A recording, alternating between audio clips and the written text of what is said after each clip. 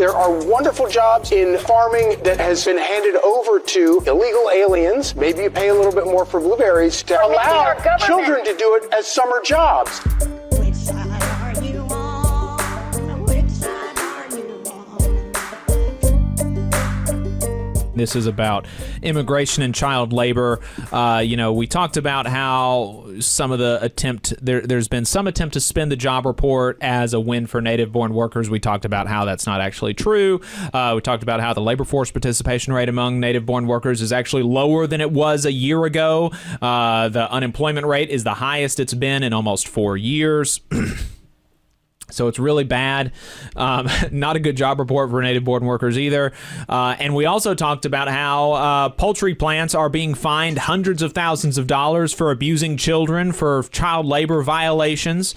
And, I just wanted to share with you the Republican solution to a couple of these problems. The Republican solution to having fewer immigrants available to do agricultural work, and the Republican solution to child labor violations. The Republican solution to that is just get rid of the child labor laws and let children do the agricultural work that the immigrants were doing before, and not fine the bosses who do this and abuse children. That's kind of the Republican solution. Let's play clip 5. Yeah. Paying people not to work. And when you stop paying people not to work, they have to go out and get jobs. And the first jobs they go out and get are these wonderful, rewarding jobs like picking blueberries. I grew up pulling tobacco.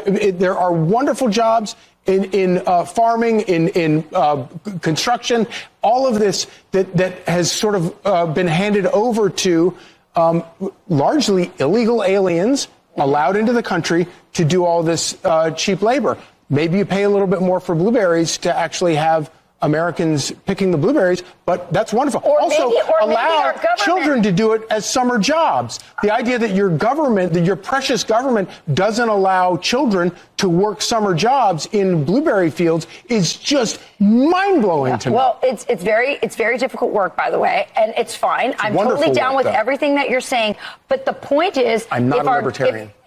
For Americans to want to do these jobs, if it costs more, I'm okay with subsidizing that labor, because then I think we get more fruits and vegetables. You should reward good things and punish bad things. Do you agree? Why don't we just let children pick blueberries? And I love how he's talking about the blueberry fields. And I think that, because blueberry is like a fun word to say, blueberry. And, people just look at blueberries and they don't really think about, I think he was using that as a way to kind of soften actually what the job would be. And, his host is kind of like, it's pretty hard work. Picking blueberries is actually very hard, very difficult. And probably, having children do that much physical labor, it's probably not healthy for them. There's probably a reason that we have these child labor laws. And this guy's just like, nah, the children yearn for the mines and they yearn for the fields. Yeah, that's crazy. I mean, that's just nuts.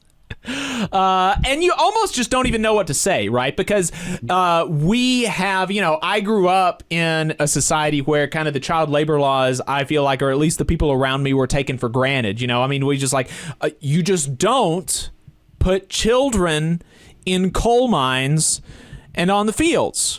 You just don't do that, and you don't really have to argue against people who pretend that it's not a bad thing. And so you almost it's difficult to think of, what do you say to somebody who thinks that children should be working in the fields picking blueberries?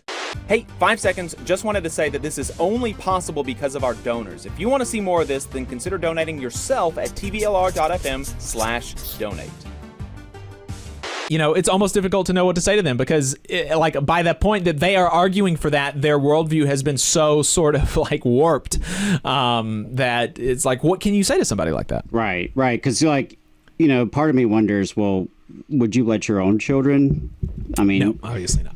But here's the thing, maybe they would, right? Because to your point, their worldview is so warped to think that is a good idea, that we need more children doing hard labor in the heat, that instead of going to school, instead of learning while their brain is developing, like that's what we do know is that your brain does not finish developing, and to think that we want to interrupt that. Instead of you being at school, we want you in the fields. And that's something I've really made it a point anytime I've talked to young people in high schools. I did it as an educator as well. Is like, hey, there was a time where you would not be in this classroom. You would be already working. You're here in the school building in a controlled environment, and you're being provided an education. And, maybe you're not thrilled with it. Maybe it could be better. But at the end of the day, we're trying to provide you some kind of learning and foundation for, a successful adult life. And, it's really a shame. And it is baffling how backwards we have gone on this issue. To think that now it's just like acceptable to question the rationale of child labor regulation. And to think that, well, maybe the problem is that we're trying to regulate this, that, and that's so silly. If on the interstate we stop enforcing the speed limit and we stop writing speeding tickets, that doesn't mean people are driving slower. It just means we're not enforcing it. And I think that is a concern we have over the next few years of this Trump administration, is like, even where laws and regulations don't change per se, will there be enforcement? Right. And what kind of enforcement are we looking at? So, it's crazy. Also, I noticed one of the hosts on Fox was interested in subsidizing these wages. Right. And so that's an interesting idea. Sounds like maybe this is an essential job.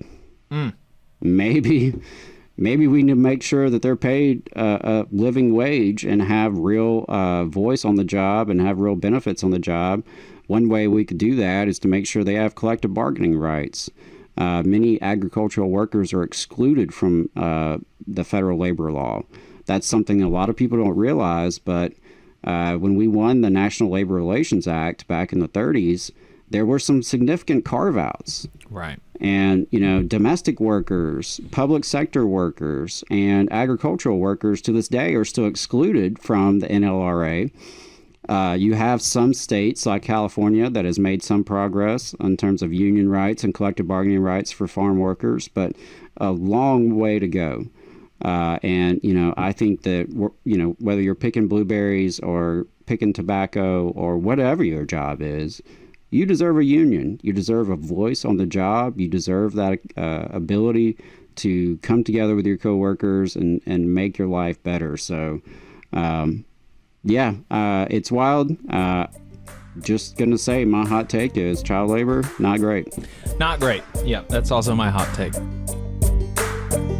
You just saw a clip from the Valley Labor Report. We are live every Saturday morning from 9:30 a.m. till 12:30 p.m. And we pride ourselves on keeping all of our content free to everybody so that we can talk to as many working folks as possible. If you support the work that we're doing, you think that it's important, you think that it's good, then consider making a monthly contribution to the project, and you can do that on our website, tvlr.fm.